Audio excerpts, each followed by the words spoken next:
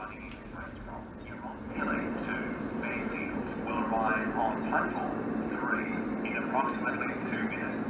Please wait behind the yellow safety line until the train has stopped.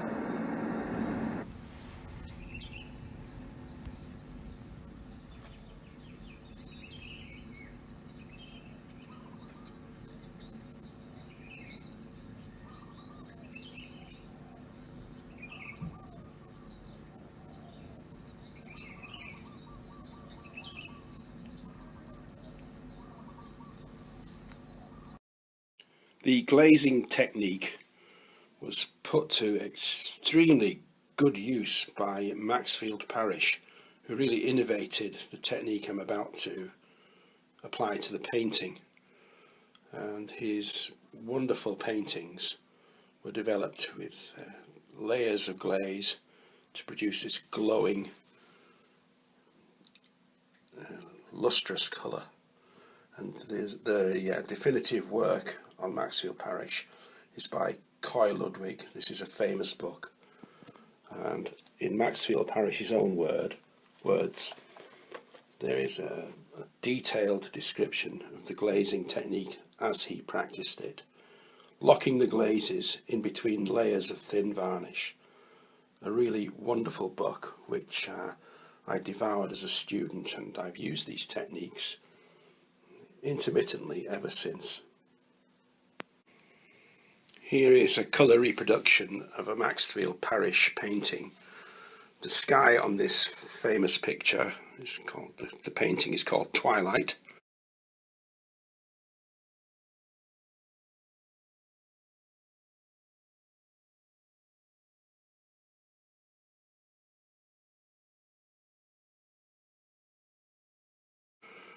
The sky was executed with a cobalt blue glaze over a very pale cream coloured ground. The glaze was applied at the top once the ground had been sealed, and the glaze was thinly manipulated by use of this kind of brush to disperse it from the dark blue at the zenith, gradually thinning and lightening, and all the time a lovely transparency is guaranteed. The whole painting was developed with glazes. Maxfield Parrish often used cobalt blue to glaze over parts of the painting, and so I'm using cobalt blue for this.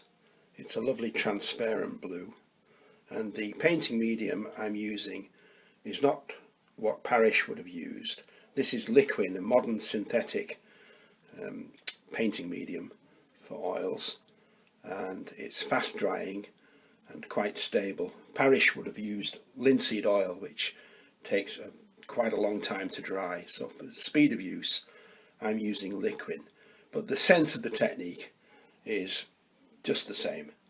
So first thing to do is I'm going to disperse a little bit of the paint medium into the cobalt blue, not too much, just to assist the manipulation and the transparency. You see here my sky has already been underpainted with opaque colour, and there is a graduated transition from a pale, creamy, luminous light above the railway station up to a medium toned blue zenith.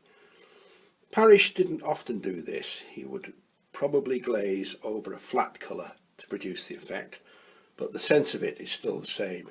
My glaze will be darkening towards the zenith, just really bringing to life what I consider here to be an underpainting. So here we go, applying the glaze, cobalt blue.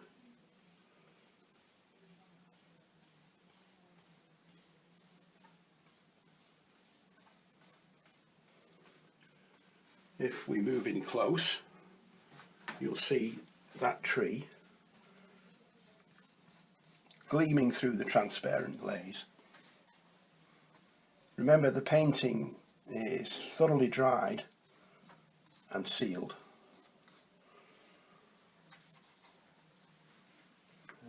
glaze goes on with a clean brush, dust-free studio, as dust-free as I can make it.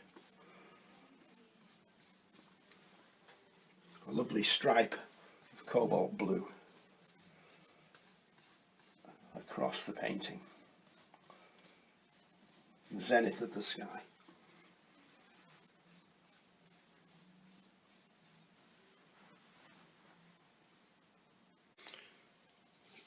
So we have the glaze applied across the entire breadth of the zenith of the sky and drifting over a little to the left. My strongest light is in this area here.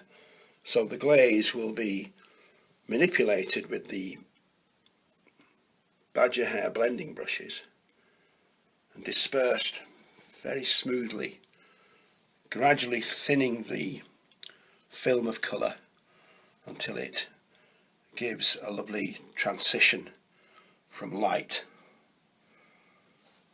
to dark.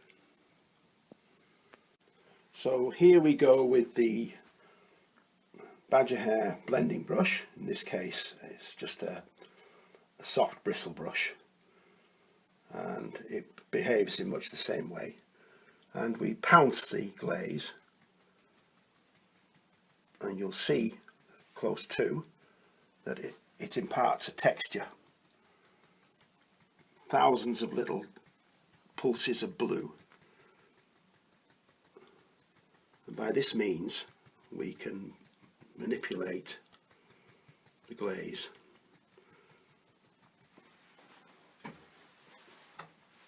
Work in conjunction with a clean lint-free cotton rag. As the colour builds up on the brush, we take it off. We do not use solvents, just the cotton rag, and then we can revisit the glaze. I'm now coming to the part where it will transition into the other colours that are already applied.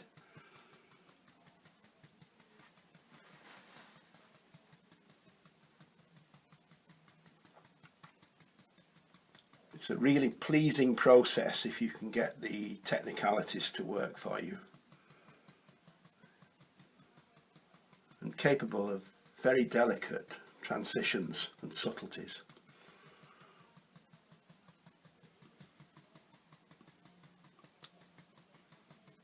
If we don't like it, it can come off. If it's too heavy, we lift it back. We can push the glaze around to model it for our purposes.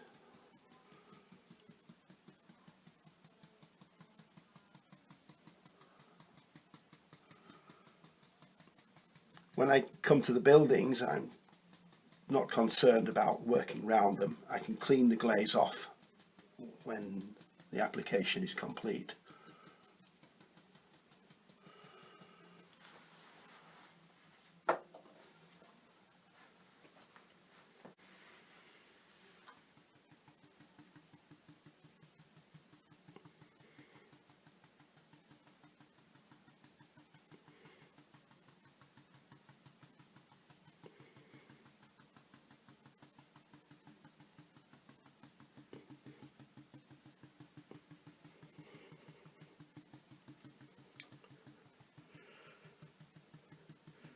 As the glaze is worked, it's advisable, if you wish to model in a different part of the sky, to migrate the brush towards it rather than moving suddenly over.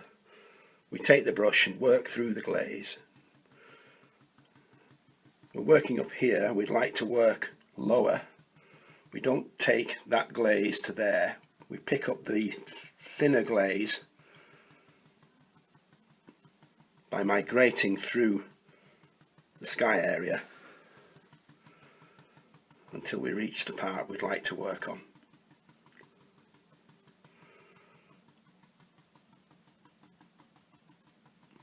We'd like to work at the top. We migrate the brush through the glaze, pushing it back towards the dark. And with a little practice, you can become very adept at these subtleties. the technique will work very well with you rather than against you.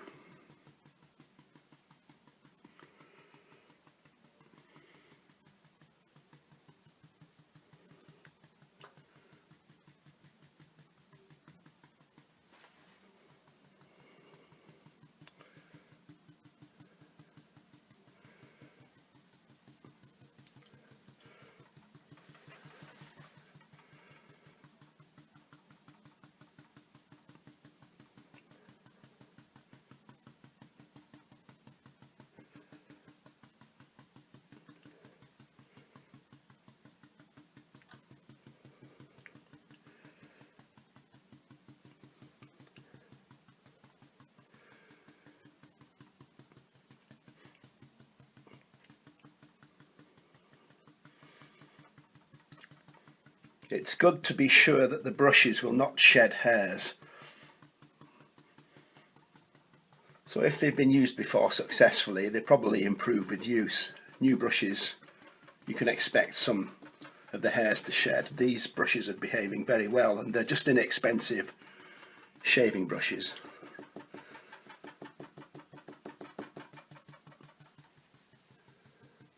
There is a hair there that's shed. What I will do is I'll flick that out with a fine brush later and then repattern the glaze if need be.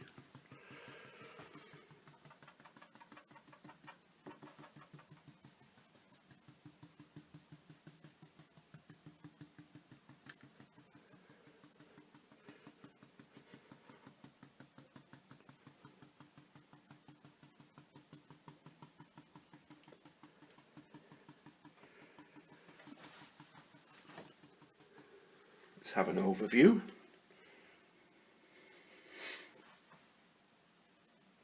Coming along very well. I was working here. Let's go back to where we were.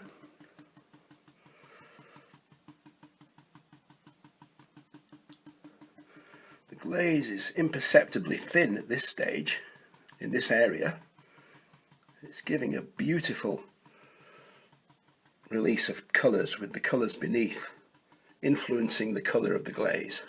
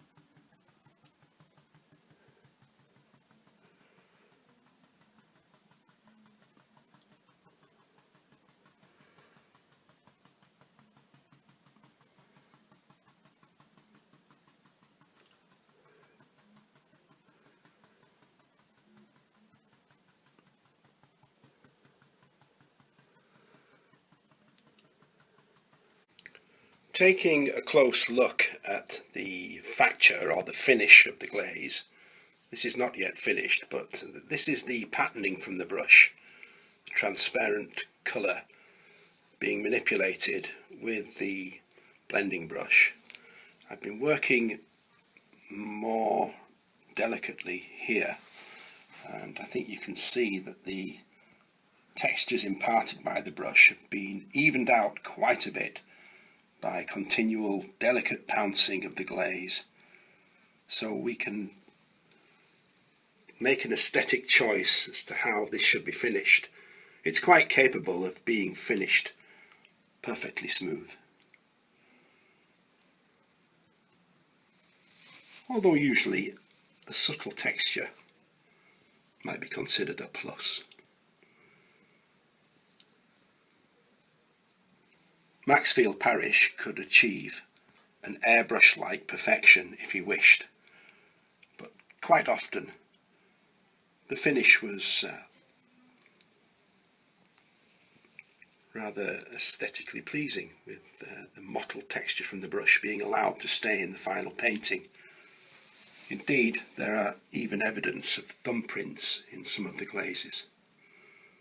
I think there's a pronounced thumbprint on the beautiful painting Garden of Allah, for example.